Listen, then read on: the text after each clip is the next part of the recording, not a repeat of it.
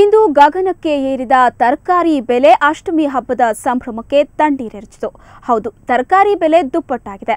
3 ದಿನದಿಂದ ನಡೀತಾ ಇರೋ ಲಾರಿ ಮುಷ್ಕರದ ಎಫೆಕ್ಟ್ ಇದು.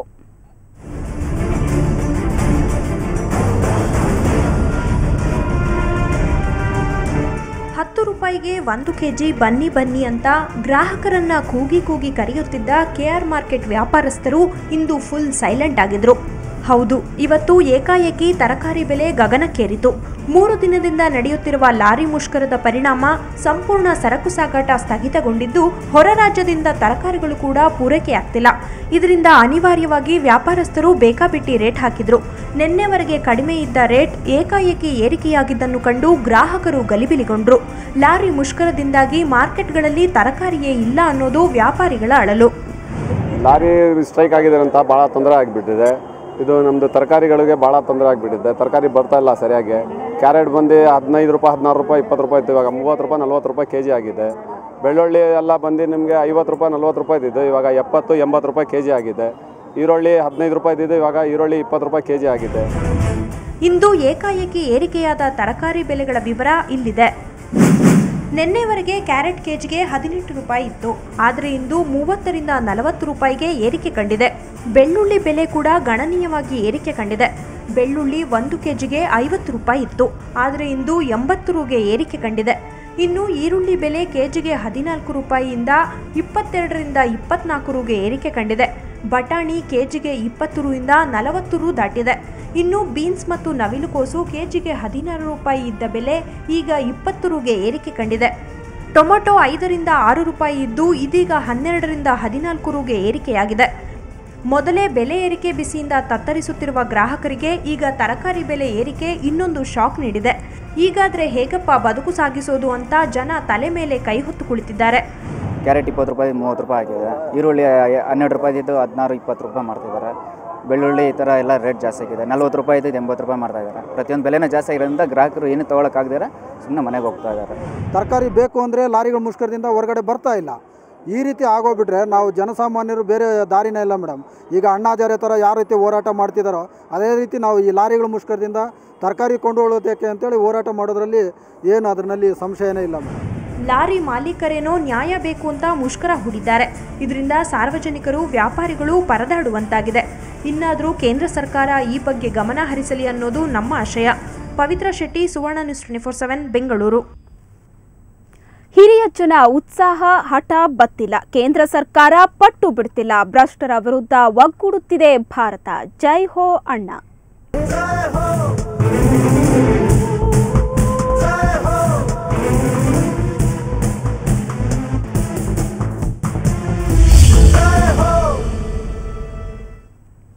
ಇವತ್ತು ಭಾನುವಾರ ರಜಾ ದಿನವಾದ ಇಂದು ಅಣ್ಣಾ ಹಜಾರೆ ಹೋರಾಟಕ್ಕೆ ಭರ್ಪೂರ್ ಬೆಂಬಲ ವ್ಯಕ್ತವಾಯಿತು. ಕಲಾವಿದರು, ವಿವಿಧ ಸಂಘಟನೆಗಳ ಸದಸ್ಯರು ಇವತ್ತು ಬೆಂಗಳೂರಲ್ಲಿ ಪ್ರತಿಭಟನೆ ನಡೆಸಿದರು.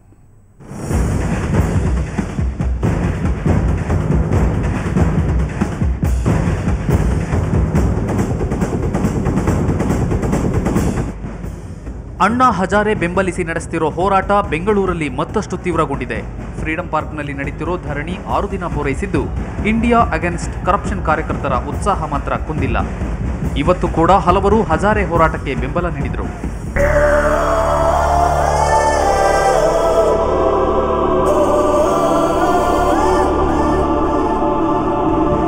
Master Hirannaiah, Sai gold palace ಮಾಲೀಕ ಸರವಣ ಹೋರಾಟಕ್ಕೆ ಸಾಥ್ ನೀಡಿದರು. ವಿವಿಧ ಸಂಘಟನೆಗಳು, ವಿದ್ಯಾರ್ಥಿಗಳು, ಸ್ವಾತಂತ್ರ್ಯ ಹೋರಾಟಗಾರರು, ನಾಗರಿಕರು ಪ್ರತಿಭಟನೆಗೆ ಜೊತೆಯಾದರು. ಇದು ಇವತ್ತಿಗೆ ನಿಲ್ಲಬಾರದು.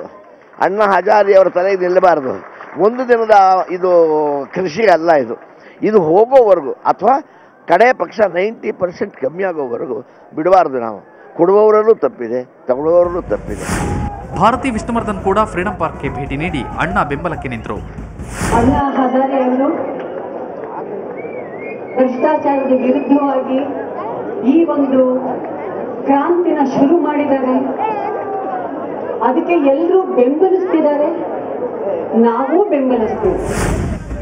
ಇತ್ತ ಭ್ರಷ್ಟಾಚಾರ ವಿರೋಧಿ ವೇದಿಕೆ ಕಾರ್ಯಕರ್ತರು ಫ್ರೀಡಂ ಪಾರ್ಕ್ನಲ್ಲೇ ಉರುಳು ಸೇವೆ ಮಾಡಿದರು. ನಗರದ ಹಲವೆಡೆಯಿಂದ ಆಗಮಿಸಿದ್ದ ವಿವಿಧ ಸಂಘಟನೆಗಳ ಕಾರ್ಯಕರ್ತರು, ಕಾರ್ಮಿಕರು ಅಣ್ಣಾ ಹಜಾರೆಗೆ ಬೆಂಬಲ ವ್ಯಕ್ತಪಡಿಸಿದರು. ಹಜಾರೆಗೆ ಇವತ್ತು ಸೈಕಲ್ ಸವಾರರು ಸಾಥ್ ನೀಡಿದರು.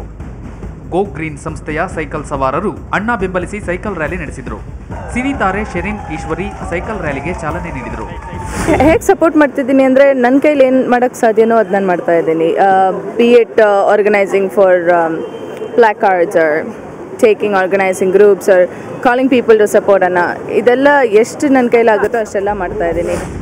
ಇನ್ನು ಕೈಗೆ ಗ್ಲೌಸ್, ಮುಖಕ್ಕೆ ಮಾಸ್ಕ್ ತೊಟ್ಟ ಸುಮಾರು 200 ವಿದ್ಯಾರ್ಥಿಗಳು ಟೌನ್ ಹಾಲ್ನಿಂದ ಕೆಆರ್ ಮಾರ್ಕೆಟ್ವರೆಗೂ ಕಸ ಗುಡಿಸಿ ರಸ್ತೆ ಸ್ವಚ್ಛಗೊಳಿಸಿದರು. ಭ್ರಷ್ಟಾಚಾರ ಅನ್ನೋ ಕಸದಿಂದ ಗಬ್ಬು ನಾರುತ್ತಿರುವ ನಮ್ಮ ದೇಶ ಭ್ರಷ್ಟಾಚಾರ ಮುಕ್ತವಾಗಬೇಕು ಅನ್ನೋ ಆಶಯ ವ್ಯಕ್ತಪಡಿಸಿದರು. ಒಟ್ನಲ್ಲಿ ಬೆಂಗಳೂರಿನ ಜನ ಭಾನುವಾರವನ್ನ ಅಣ್ಣಾ ಹೋರಾಟಕ್ಕೆ ಮೀಸಲಿಟ್ಟಿದ್ರು. ಮೆಟ್ರೋ ಬ್ಯೂರೋ, ಸುವರ್ಣ ನ್ಯೂಸ್ 24/7 ಬೆಂಗಳೂರು. ದೇಶದೆಲ್ಲೆಡೆ ಈಗ ಅಣ್ಣಾ ಮೇನಿಯಾ. ಅದರಂತೆ ಮಾರುಕಟ್ಟೆಯಲ್ಲಿ ಅಣ್ಣಾ ಪುತ್ಥಳಿ ರೂಪ ಪಡೆದಿದ್ದಾರೆ. ಅದು ಗಣೇಶನ ಅವತಾರದಲ್ಲಿ ಕಣ್ರಿ.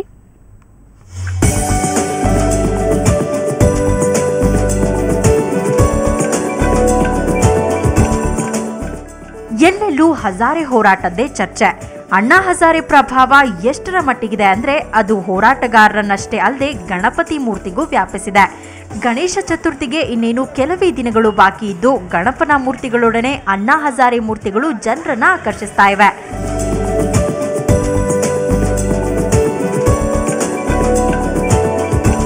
ಹಜಾರೆ ಪುತ್ಥಳಿ ತಯಾರಿಕೆಯ ರೂವಾರಿ ಗಣಪತಿ ವ್ಯಾಪಾರಿ ಶ್ರೀನಿವಾಸ್. ಈ ಪುತ್ಥಳಿ ತಯಾರಿ ಮಾಡೋಕೆ ಅಂತಾನೆ ಕೋಲ್ಕತ್ತಾದಿಂದ ಕಲಾವಿದರನ್ನ ಕರೆಸಿ 20,000 ರೂಪಾಯಿ ವೆಚ್ಚ ಮಾಡಲಾಗಿದೆ.